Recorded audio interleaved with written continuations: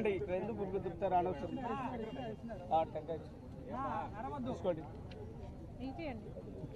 ఇది కెమెరాలోకి వస్తుంది ఇంకొక టెంకాయ ఇవ్వండి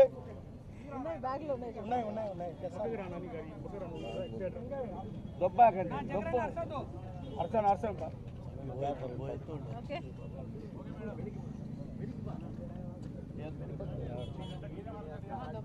దొబ్బద్దు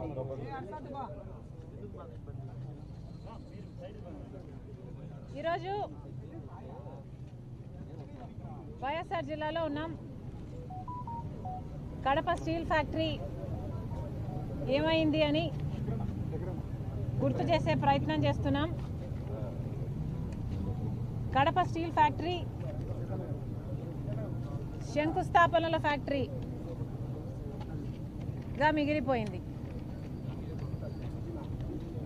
చెల్లి పెళ్లి చేయాలి మళ్ళీ మళ్ళీ అన్నట్టు కడప స్టీల్ ఫ్యాక్టరీకి శంకుస్థాపనలు చేయాలి మళ్ళీ మళ్ళీ లాగా తయారైంది. ఈరోజు టెంకాయలు కొట్టే ప్రాజెక్టుగా కడప స్టీల్ ఫ్యాక్టరీ గత పాలకులు తయారు చేశారు. ఇది ఎక్కడి న్యాయమని అడుగుతున్నాం. ఈ ప్రాజెక్టు టేక్ ఆఫే కాదా?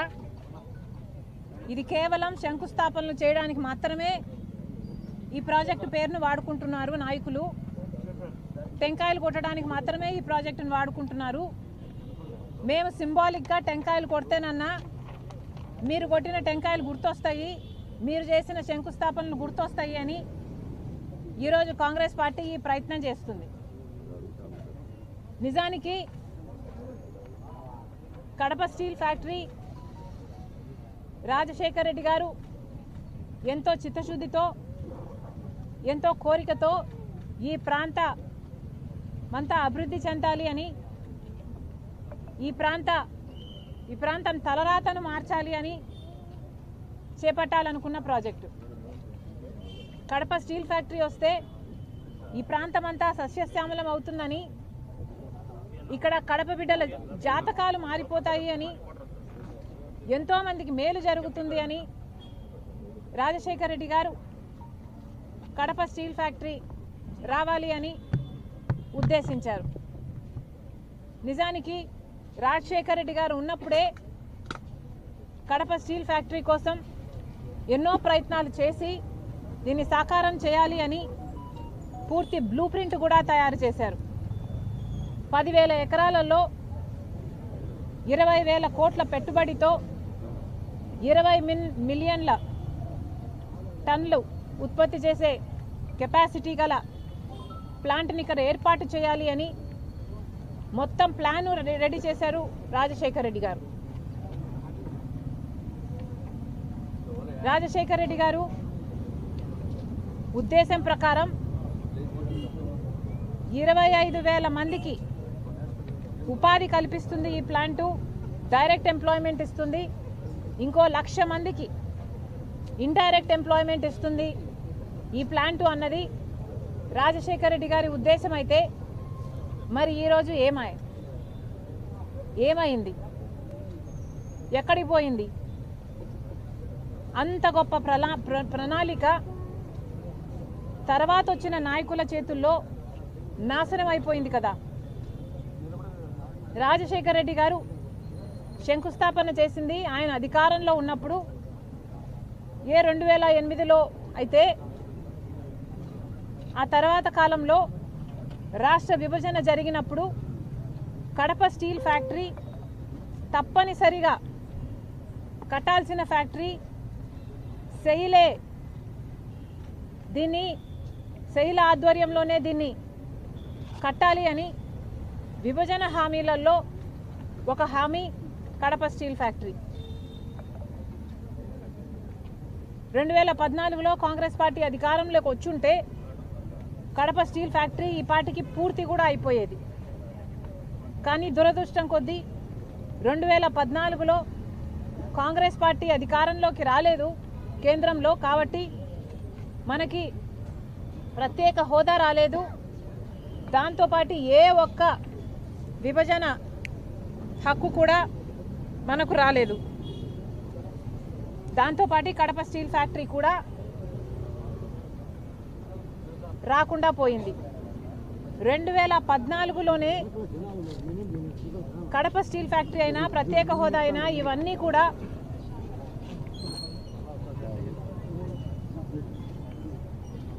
కూడా సాకారం అవ్వాల్సి ఉంటే బీజేపీ పార్టీ పుణ్యమా అని 2014లో అధికారంలోకి వచ్చారు. అప్పటి నుంచి ఇప్పటి వరకు కూడా ఒక్క విభజన హామీ కూడా బీజేపీ పార్టీ ఆంధ్ర రాష్ట్రానికి నెరవేర్చలేదు. ఇది అహంకారం కాకపోతే ఏమిటి? కడప స్టీల్ ఫ్యాక్టరీ సెయిలే చేయాలి అన్నది విభజన హామీ అయితే కుదరదు అని తేల్చి చెప్పింది బీజేపీ పార్టీ. ఎంత ఆంధ్ర రాష్ట్రం అంటే ఎంత చిన్న చూపు కాకపోతే ప్రత్యేక హోదా ఇవ్వలేదు, ఒక్క విభజన హామీ నెరవేర్చలేదు, కనీసం కడప స్టీల్ ఫ్యాక్టరీ కూడా కుదరదు అని తేల్చి చెప్పింది బీజేపీ పార్టీ. అలాంటి బీజేపీ పార్టీకి పోయిన 5 సంవత్సరాలైనా, ఇప్పుడైనా, అంతకు ముందైనా అదే బీజేపీ పార్టీకి మద్దతు ఇస్తున్నారు జగన్మోహన్ రెడ్డి గారైనా, చంద్రబాబు గారైనా. ఒక్క విభజన హామీ కూడా నెరవేర్చకపోయినా కూడా అదే బీజేపీ పార్టీతో డ్యూయెట్లు పాడుతూ తిరిగారు చంద్రబాబు గారు, జగన్మోహన్ రెడ్డి గారు. చంద్రబాబు గారు 2014లో ముఖ్యమంత్రి అయ్యారు. Kadapa steel factory BJP party మేము కట్టము అని తేల్చి చెప్పాక ఆఖరికి ఇక చంద్రబాబు గారు అధికారంలోంచి ఆయన టర్మ్ అయిపోయింది అన్న టైంలో 4.5 సంవత్సరాలు అయిపోయిన తర్వాత తాపీగా కడప స్టీల్ ఫ్యాక్టరీ ఇక ఎన్నికల కోసమన్నా వాడుకుందాం అనుకున్నారో ఏమో, కడప స్టీల్ ఫ్యాక్టరీ దగ్గర మళ్ళీ ఇదిగో ఈ టెంకాయలతో మళ్ళీ శంకుస్థాపన చేశారు చంద్రబాబు గారు. రాజశేఖర్ రెడ్డి గారు చేసిన స్థలంలో కాకుండా స్థలం మార్చి చంద్రబాబు గారు మళ్ళీ టెంకాయ కొట్టి శంకుస్థాపన చేశారు. చంద్రబాబు గారి ప్రకారము 4,000 ఎకరాలు భూమి ఇచ్చి 3 మిలియన్ టన్నుల ప్లాంట్ కట్టాలి అన్నది చంద్రబాబు గారి ఉద్దేశం. తీరా 6 నెలలు అయిపోయింది, ఎలక్షన్లు అయిపోయాయి, చంద్రబాబు గారు ఓడిపోయారు. 2019లో జగన్మోహన్ రెడ్డి గారు ముఖ్యమంత్రి అయ్యారు. ముఖ్యమంత్రి అయిన 6 నెలలకు మళ్ళీ ఇదిగో ఇదే టెంకాయ మళ్ళీ కొట్టారు. మళ్ళీ ఇంకొక స్థలం మార్చి ఆయన మళ్ళీ శంకుస్థాపన చేశారు. ఆ రోజు జగన్మోహన్ రెడ్డి గారు చెప్పిన మాటలు, ఎన్నికలు 6 నెలలు ఉంది అనంగా టెంకాయ కొడితే దాన్ని మోసము అంటారు, అదే అధికారంలోకి వచ్చిన 6 నెలలకే టెంకాయ కొడితే దాన్ని చిత్తశుద్ధి అంటారు అని ఆస్కర్ డైలాగులు చెప్పారు జగన్మోహన్ రెడ్డి గారు. చిత్తశుద్ధి అంటే ఏమిటో నేను 3 ఏళ్లలో చూపిస్తా, ఈ ప్లాంట్ కడతాను అని జగన్మోహన్ రెడ్డి గారు ఆ రోజు చెప్పిన మాట. దే జమ్మలమడుగులో నేను పుట్టాను, పుట్టిన రుణం నేను తీర్చుకుంటారు అని ఇదిగో ఇదే టెంకాయ కొట్టి జగన్మోహన్ రెడ్డి గారు శంకుస్థాపన చేసింది 2019లో. ఆ తర్వాత జగన్మోహన్ రెడ్డి గారి కాలయాపన వల్ల అలా కాలం గడిచిపోయింది. 3 ఏళ్ల తర్వాత అసలు తట్టెడు మట్టి కూడా తీసి పోసింది లేదు. ఆ తర్వాత జగన్మోహన్ రెడ్డి గారు మళ్ళీ ఇదే టెంకాయ మళ్ళీ కొట్టాడు, మళ్ళీ శంకుస్థాపన చేశాడు, మళ్ళీ వేరే కంపెనీకి ప్రాజెక్ట్ ఇస్తున్నామని చెప్పాడు. అప్పుడు జగన్మోహన్ రెడ్డి గారు 3,500 ఎకరాలు ఇస్తున్నాము జిందాల్ స్టీల్, జేఎస్డబ్ల్యూ సజ్జన్ జిందాల్ గారికి, జిందాల్ స్టీల్ వాళ్ళకు ఈ ఫ్యాక్టరీని అప్పచెప్తున్నాము, 3 మిలియన్ టన్నుల ఫ్యాక్టరీని వాళ్ళు కడతారు అన్నారు. ఇదే సజ్జన్ జిందాల్ గారు ఆ రోజు చెప్పిన మాట 2019లో శంకుస్థాపన, 2023లో జగన్మోహన్ రెడ్డి గారు 4వసారి ఇదే టెంకాయ కొట్టి శంకుస్థాపన చేసిన రోజున సజ్జన్ జిందాల్ గారు జగన్మోహన్ రెడ్డి గారి సంబంధం నాది అయింది ఎప్పటిదో, జగన్మోహన్ రెడ్డి గారు ఎప్పుడో చిన్నప్పుడే నా దగ్గరికి వచ్చి అప్రెంటిస్షిప్ చేద్దామనుకున్నారు అని, మా బంధం ఏనాటితో అని చెప్పుకుంటూ వచ్చారు. ఆ రోజు జనాలకు ఎవరికి అర్థం కాలేదు. జగన్మోహన్ రెడ్డి గారు అధికారంలోంచి దిగిపోయిన తర్వాత వాళ్ళ బంధం గురించి జనాలకు అర్థమైంది. కాదంబరి అనే ఆవిడ సజ్జన్ జిందాలు ఆమెకు అన్యాయం చేశారని, హెరాస్ చేస్తున్నారని ఆమె బాంబేలో కేసు పెడితే దాని గురించి జగన్మోహన్ రెడ్డి గారి సహాయం తీసుకొని ఆమెను బాంబే నుంచి అరెస్ట్ చేపించి 40 మంది పోలీసులను పంపించి అరెస్ట్ చేపించి ఇక్కడికి తీసుకొచ్చి 40 రోజుల పాటు జైల్లో పెట్టారు జగన్మోహన్ రెడ్డి గారు సజ్జన్ జిందాల్ కోసం. ఇంత జరిగింది, ఇంత హిస్టరీ, ఇంత బ్యాక్గ్రౌండ్ ఉంది. ఇన్నిసార్లు టెంకాయలు కొట్టారు, ఇన్నిసార్లు శంకుస్థాపనలు చేశారు, కానీ ఎక్కడ వేసిన గొంగలి అక్కడే ఉంది. ఇప్పటి వరకు కూడా కడప స్టీల్ ఫ్యాక్టరీ ముందడుగు వేయనే లేదు. ఎందుకు అని అడుగుతున్నాం. పాలకులకు ఎందుకు ఇంత చిన్న చూపు అని అడుగుతున్నాం. ఇక్కడ ఎంపీ అవినాష్ రెడ్డి గారు, ఎంపీగా ఉండి అవినాష్ రెడ్డి గారు 10 సంవత్సరాలు ఇప్పటికే ఎంపీగా ఉన్నారు అవినాష్ రెడ్డి గారు. మరి అవినాష్ రెడ్డి గారు సమాధానం చెప్పాలి. ఎంపీగా అవినాష్ రెడ్డి గారు Jindal steel Kadapa steel factory కోసం ఏం చేశారు?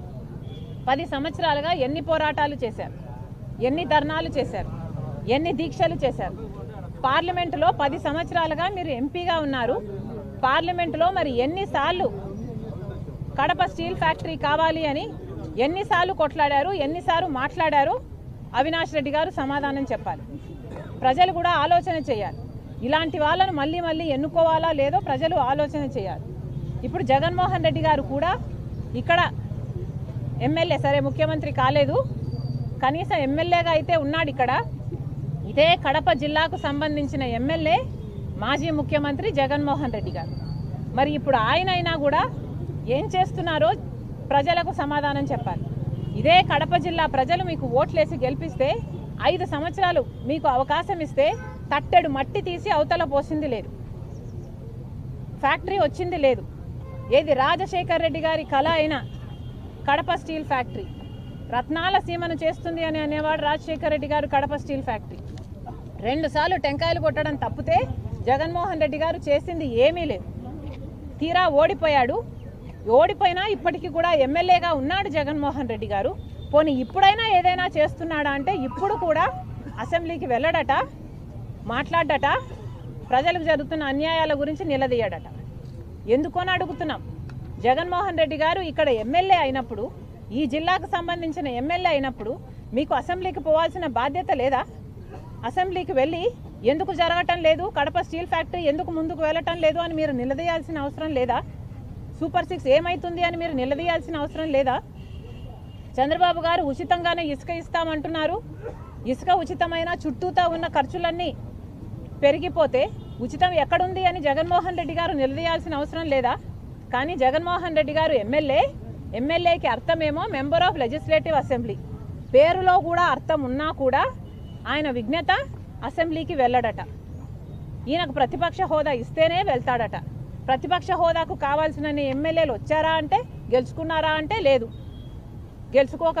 గెలుచుకోవడం చేత కాలేదు. కానీ ఈయనకు మాత్రం ప్రతిపక్ష హోదా కావాలట, లేకపోతే పోడట. చిన్నపిల్లలు చాక్లెట్ ఇస్తేనే స్కూల్కు వెళ్తా అన్నట్టుగా ఉంది ఇక్కడ. ఇదేనా మీ విజ్ఞత? జగన్మోహన్ రెడ్డి గారైనా వైసీపీ ఎమ్మెల్యేలైనా ఆలోచించుకోవాల్సిన అవసరం ఉంది. చెప్పాల్సింది ఏమిటంటే ఎంపీ అయినా ఎమ్మెల్యే అయినా అవినాష్ రెడ్డి గారైనా జగన్మోహన్ రెడ్డి గారైనా వీళ్ళకి చిత్తశుద్ధి లేదు అని నిరూపణ అయిపోయింది. వైసీపీ పార్టీ 5 సంవత్సరాల అధికారంలో ఉండి కూడా కడప స్టీల్ ఫ్యాక్టరీ కోసం టెంకాయలు కొట్టడం తప్పితే చేసింది ఏమీ లేదు. అంతకుముందు చంద్రబాబు గారు కూడా ఒకసారి టెంకాయ కొట్టారు, చేసింది ఏమీ లేదు. అందుకనే కాంగ్రెస్ పార్టీ ఈరోజు వార్నింగ్ ఇస్తుంది. కడప స్టీల్ ఫ్యాక్టరీ ఈ ప్రాంతానికి చాలా ముఖ్యమైన ఫ్యాక్టరీ.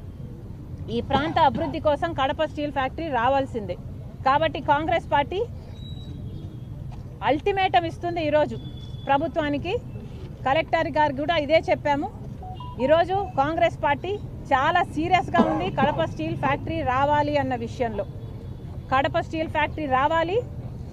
మీరు స్పందించకపోతే, ప్రభుత్వం తరపు నుంచి మీరు స్పందించకపోతే చంద్రబాబు గారు గమనించుకోవాలి. కాంగ్రెస్ పార్టీ కడప జిల్లాలో ధర్నాలకు దిగుతాం, దీక్షలకు దిగుతాం, రాస్తా రోకోలు చేస్తాం, ఊరూరికి వెళ్తాం, ప్రతి ఊర్లోనూ చెప్తాం. కడప స్టీల్ ఫ్యాక్టరీ గురించి ప్రజలను చైతన్యపరులను చేస్తాం, ఉద్యమిస్తాం. ఆఖరికి నిరాహార దీక్షకు, ఆమరణ నిరాహార దీక్ష కూర్చోడానికి కూడా మేము సిద్ధం. షర్మిలమ్మ నాయకత్వం.